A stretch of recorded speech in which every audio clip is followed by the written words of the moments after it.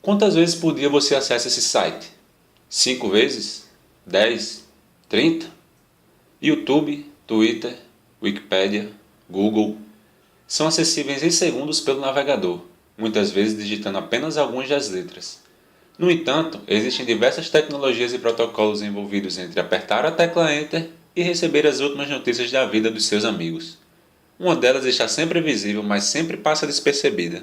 HTTP, Hypertext Transfer Protocol, ou Protocolo de Transferência de Hipertexto.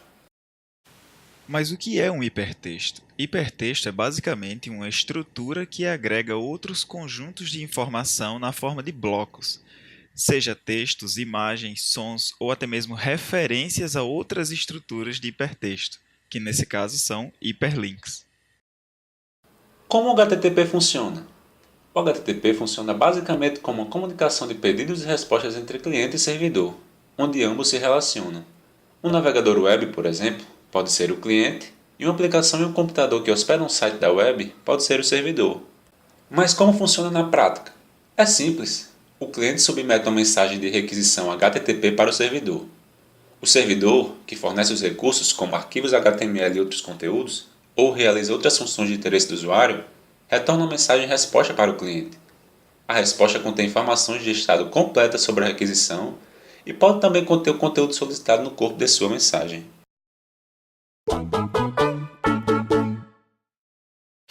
Embora o termo hipertexto já tenha sido pensado por Ted Nelson já em 1965, ele era um pioneiro de TI na época, ele só foi posto em prática na criação do HTTP em 1989 por Tim Berners-Lee e a sua equipe do CERN, o famoso acelerador de partículas. Essa mesma equipe inventou, além do HTTP, o HTML, que é usado para estruturar as páginas web, além da tecnologia inicial para programar servidores web e navegadores. Os padrões de desenvolvimento do HTTP foram coordenados pela IETF e a W3C, publicando uma série de Request for Comments, RFCs. Antes disso, o único documento publicado era o HTTP v0.9, que definia a estrutura básica de uma requisição HTTP e um método GET para solicitar as páginas HTML ao servidor. A primeira definição do HTTP em uso comum só veio acontecer na RFC 2068 em 1997. No entanto, essa ficou logo obsoleta com o surgimento da RFC 2616 em 99, que também perdeu a vez para a RFC 7230 e a sua família em 2014. Lembrando que ainda temos um sucessor, o HTTP2, que foi padronizado em 2015, já é suportado pela maioria dos servidores.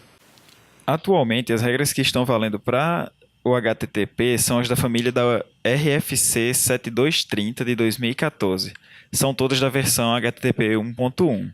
A RFC 7230 em si, ela simplesmente define a sintaxe das mensagens e tabelas de roteamento. A RFC 7231 ela já define o conteúdo e a semântica dessas mensagens nos termos da arquitetura definida na 30. A RFC 7232 ela define requisições condicionais. Mas o que são requisições condicionais? Elas enviam cabeçalhos adicionais com pré-condições que precisam ser testadas no servidor antes de fornecer recursos. A autenticação, por exemplo, é uma delas.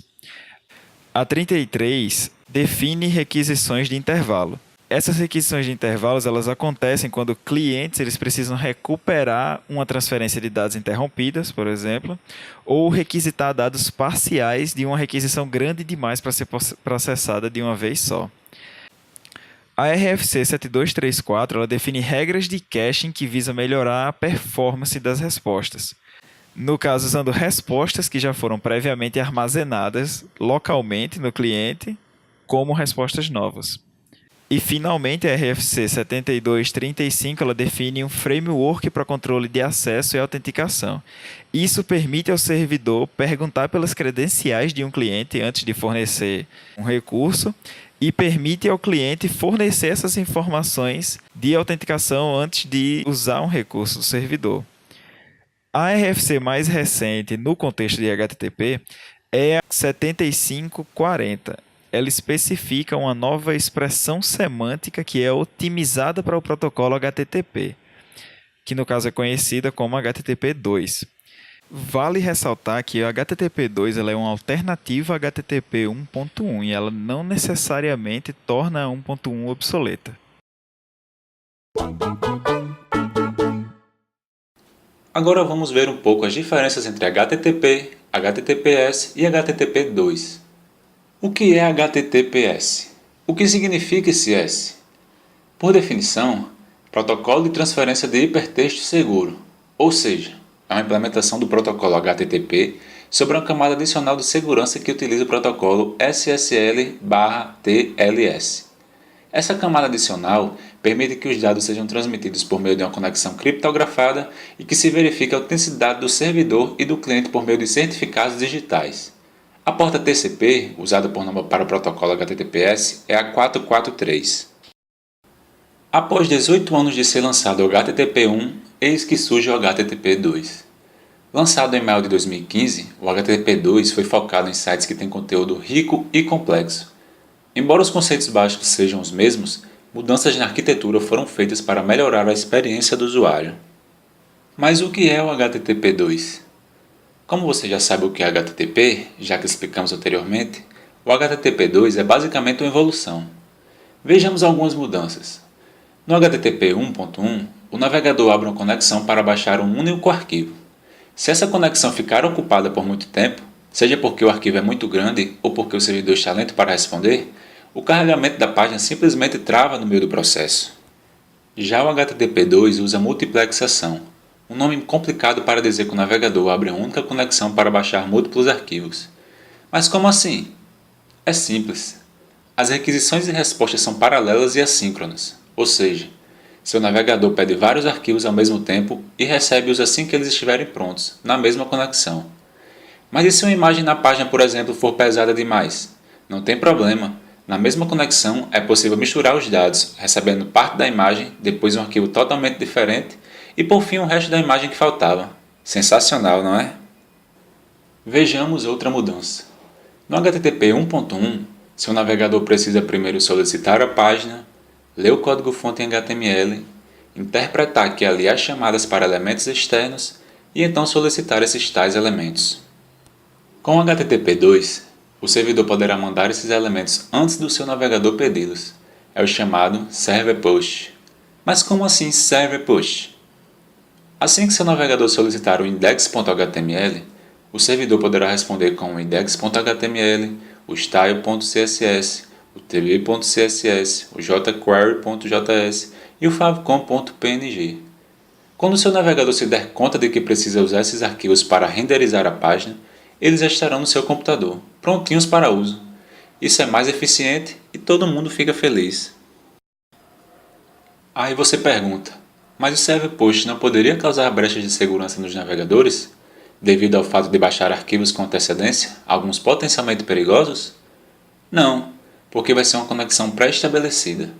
Todas as requisições partem do cliente. O Server Push tem apenas o intuito de agilizar a renderização da página.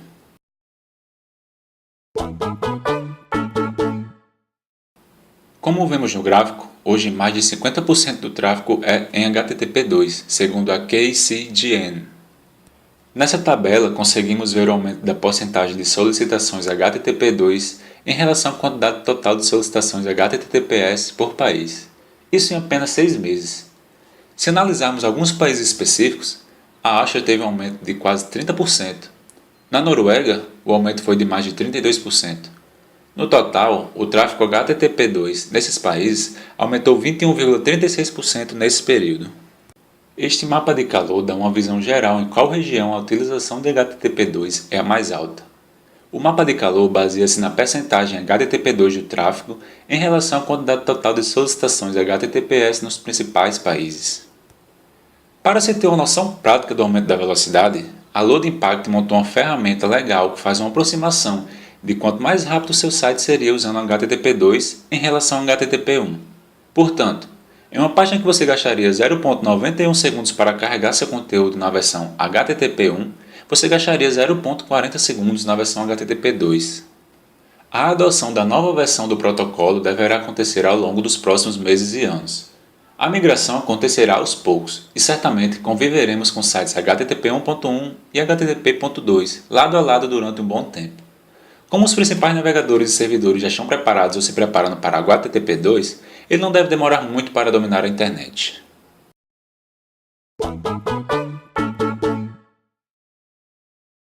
Bem, o HTTP ele define métodos. Os métodos também podem ser conhecidos como verbos, se você preferir. Esses verbos, ou métodos, eles vão ser utilizados basicamente para indicar alguma ação que nós desejamos que seja executada com determinado recurso. Esse recurso ele pode ser desde algo estático até algo gerado dinamicamente. Além disso, geralmente esses recursos, que são estáticos ou dinâmicos, mandados pelo servidor HTTP, eles podem ser ou um arquivo, ou então alguma saída de algum aplicativo que foi executado no servidor. No HTTP 1.0 nós temos a definição de 3 métodos: o método GET, o método POST e o método READ. Entretanto, na versão 1.1 do HTTP nós temos mais 5 métodos. Eles são Options, Put, Delete, Trace e Connect. O HTTP está muito bem definido em documentos como o RFC. Desse jeito, nós vamos conseguir garantir que qualquer cliente HTTP vai conseguir utilizar qualquer método, e qualquer servidor HTTP vai conseguir utilizar qualquer configuração de método.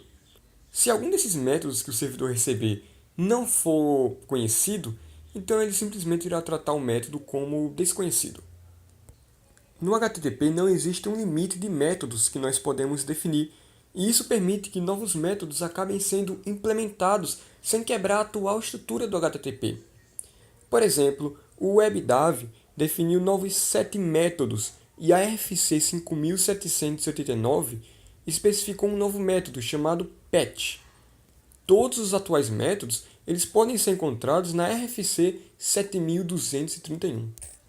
Que tal agora entendermos um pouco dos métodos implementados na RFC 7231? Bem, como eu disse antes, essa RFC define os métodos da atual implementação do HTTP, que no caso são os métodos GET, READ, POST, PUT, DELETE, TRACE, OPTIONS e CONNECT. Podemos começar pelo GET. Basicamente, esse método GET ele é uma representação de um pedido de um recurso específico. Ele vai indicar apenas uma recuperação simples de dados. Já o método READ ele vai ter apenas um cabeçalho. Sendo assim, nós não vamos ter um corpo de respostas e esse cabeçalho vai transportar apenas o conteúdo necessário. O método POST ele solicita ao servidor que todo o conteúdo incluído no pedido seja subordinado do recurso web URL. Temos também o método PUT, que é muito parecido com o método POST, pois, assim como o método POST, o método PUT ele pede para que o conteúdo seja guardado e não fique visível na URL.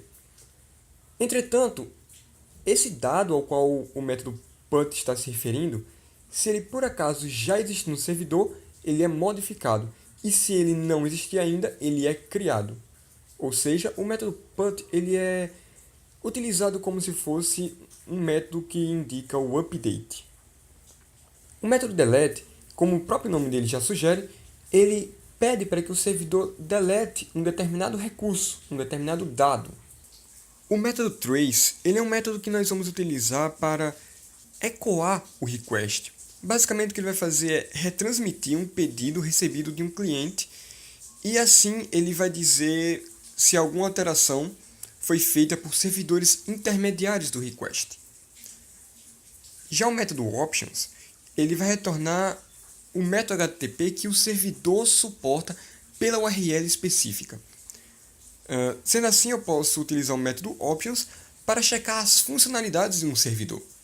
Por último, o método connect, ele serve para converter o request, ou seja, o pedido de uma conexão, em um túnel transparente TCP/IP Geralmente, isso facilita a comunicação criptografada, como SSL e HTTPS, através de um HTTP proxy não criptografado.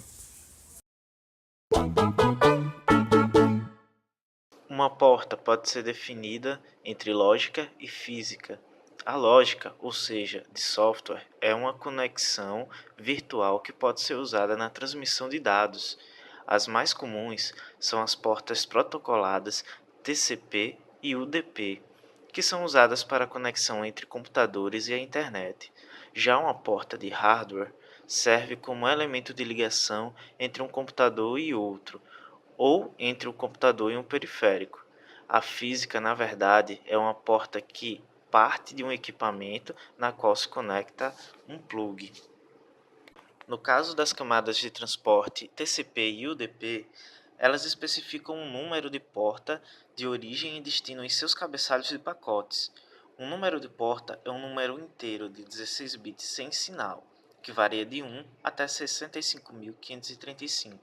Os principais serviços de rede, como a World Wide Web, mais conhecida como WWW, normalmente usam números de portas pequenas, com valor menor que 1024. No caso do nosso HTTP, usamos a porta 80, tanto para o transporte TCP como para o UDP.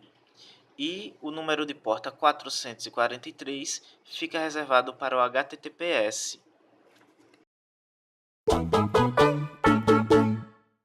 Agora, nós vamos ver na prática como é que um servidor HTTP se comporta. Vamos utilizar um Raspberry Pi e vamos também utilizar um servidor HTTP muito simples, implementado com a linguagem de programação Python. Para ser ainda mais específico, nós vamos utilizar o Web Framework Flask. Basicamente, esse servidor ele vai servir uma página HTML com um pouco de CSS, que vai apresentar esse vídeo que vocês estão vendo. O Flask ele é muito fácil de se aprender e ele também é muito fácil de se manter. Tanto que algumas empresas como Pinterest e LinkedIn utilizam o Flask como a sua principal tecnologia no servidor. Agora vamos ver o servidor funcionando. Nós vamos utilizar um exemplo de um servidor HTTP que nós implementamos com Flask, que é a tecnologia que nós acabamos de apresentar. Esse servidor ele vai basicamente servir para um dos notebooks de um dos nossos integrantes uma página HTML, e essa página HTML vai conter o vídeo que vocês estão assistindo agora. Para isso, nós vamos basicamente ter que descobrir qual é o IP do Raspberry na rede local, e após isso, acessar esse IP utilizando a porta 8080, que não é a porta padrão do Flask. Entretanto, é uma das portas mais utilizadas para se iniciar servidores web. Para descobrir esse IP, basta escrever no terminal ifconfig e assim a gente vai conseguir esse IP. Escrevemos no browser de algum notebook de um dos nossos integrantes o IP que nós conseguimos obter, seguido da porta 8080. Agora nós precisamos iniciar o servidor Flask. Para iniciar o servidor Flask, a gente precisa basicamente ir na pasta onde o servidor está implementado. Escrevemos no terminal Python, seguido do nome do arquivo principal do servidor. Damos Enter e assim o servidor é iniciado. Quando o servidor iniciar, nós vamos obter a seguinte mensagem: Run on HTTP, seguido pelo localhost, a porta 5000, e dizendo que se apertar Ctrl C, ele vai fechar o servidor. Ok, mas e agora? O que vai acontecer quando alguém acessar o servidor? Quando alguém acessar o servidor, nós iremos obter o IP local, que o Flask nos informa, a data de hoje, seguido da hora do acesso. E após isso, nós vamos obter uma informação extremamente interessante, que é basicamente get http 1.1 200. Mas o que significa essa última mensagem? Essa última mensagem significa, primeiramente, o método utilizado, que é o get. Ou seja, foi feito um request com o método get para o servidor Flask. Depois disso, nós vamos ter HTTP 1.1, que é a versão HTTP utilizada atualmente pelo nosso servidor Flask. E depois disso, temos um 200. 200 significa OK no HTTP. Tradução. Significa que tudo ocorreu como esperado. Basicamente isso. Essa página HTML que vocês estão vendo agora é a página HTML que foi enviada pelo servidor Flask. Ela contém o HTML, o JavaScript, o CSS e, geralmente, esse é o tipo de informação que nós iremos encontrar nas requisições HTTP. O HTTP é largamente utilizado para servir páginas como essa: HTML, CSS e JavaScript.